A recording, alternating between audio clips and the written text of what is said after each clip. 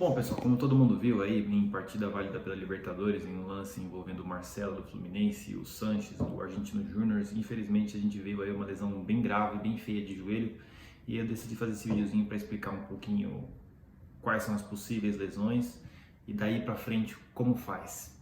Então vamos lá, né? O joelho, com a maior parte das articulações, a gente precisa entender que o que compõe uma articulação são todas as partes que nela estão. Por mais bobo que possa parecer essa frase, é a mais pura verdade. Quando você tira qualquer elemento, essa articulação começa a perder a estrutura dela. No caso do joelho, uma articulação muito complexa e delicada, existe uma série de ligamentos e tendões que vão garantir a estabilidade do joelho. No caso aqui à frente, a gente tem o tendão patelar. A gente vai ter do lado de fora o ligamento colateral lateral, do lado de dentro o ligamento colateral medial. Mais lá dentro, a gente tem o conhecido ligamento cruzado anterior e o ligamento cruzado posterior.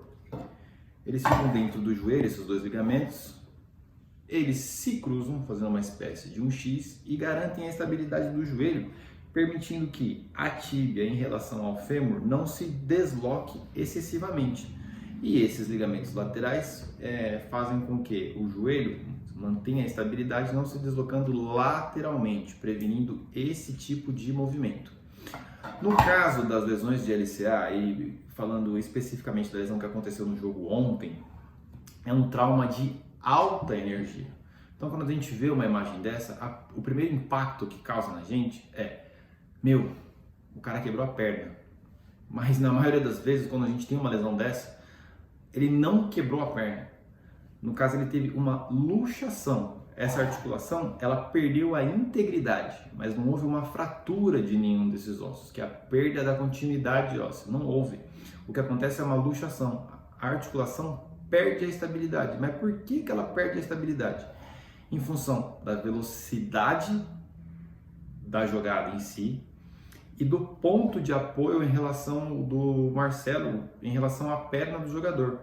É óbvio que ele não teve nenhuma intenção. A gente percebe que é um lance extremamente casual. A gente não tem que condenar o Marcelo em absolutamente nada, mas o fato é que ele tinha, como diz o Diniz, ele tinha que apoiar o pé em algum lugar. E apoiando o pé em relação à tíbia, com o jogador se deslocando no sentido oposto, a energia precisa ir para algum lugar. E com esse ponto fixo, o que acontece? A gente tem uma hiperextensão desse joelho, que já por si só já começa a comprometer esses ligamentos lá de dentro.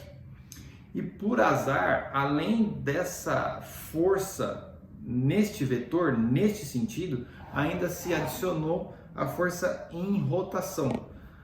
Quando a gente coloca duas forças em cima de um ligamento, é a chave para a gente ter uma lesão dele. Porque o ligamento, na maior parte das vezes, ele não é feito para suportar uma carga em dois eixos. Ou seja, quando a gente coloca um deslizamento associado a uma torção, ou a gente coloca uma tração associada a uma flexão desse ligamento, é muito provável que ele vá se romper. E no caso do lance foi exatamente o que aconteceu. A gente teve aí um trauma direto tendo uma hiperextensão desse joelho, associado a um desvio lateral e um processo de rotação. Uma lesão dessa, leviando da minha parte falar as estruturas que foram acometidas, sem ter acesso ao jogador, sem ter acesso ao exame, sem ter avaliado o jogador. Visualmente, o que a gente pode dizer? A gente pode dizer que principalmente os ligamentos colaterais e os ligamentos cruzados foram prejudicados numa lesão como essa. O tendão patelar, a gente teria que estar avaliando, mas pode ocorrer a ruptura até mesmo do tendão patelar, que a gente lembra aí do caso do Ronaldo, anos atrás, que teve uma lesão bem séria envolvendo só a ruptura desse tendão. Imagina a gente estar associando a todos os outros ligamentos do joelho. E pode ter um comprometimento dos próprios meniscos e da cartilagem.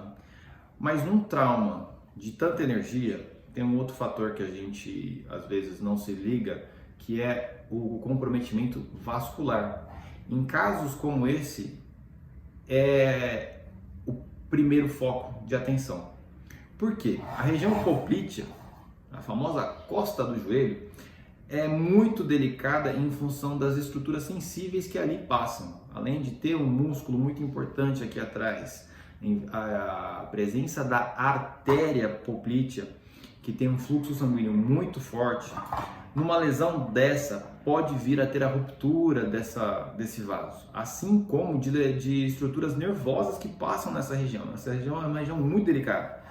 Então, o comprometimento vascular numa lesão dessa é muito importante. Uns anos atrás houve uma lesão muito parecida num jogador da NFL que teve um mecanismo de hiperextensão do joelho, veio até a ruptura dos ligamentos, mas ele também teve a ruptura da vascularização.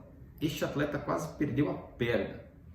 Então é de extrema importância a gente se atentar às demais estruturas que compõem essa região do joelho num trauma como esse, que é um trauma de imensa energia. Anos atrás ainda, lá por volta, acho que imagino que de 2008, 2009, se não me engano, Michael Leite teve uma lesão muito parecida. E assim como esse jogador da NFL, o Michael Leite retornou aos campos depois de um longo processo de reabilitação. Esses dois atletas voltaram às suas atividades, assim como eu acredito que esse atleta do Argentino Júnior também vai voltar.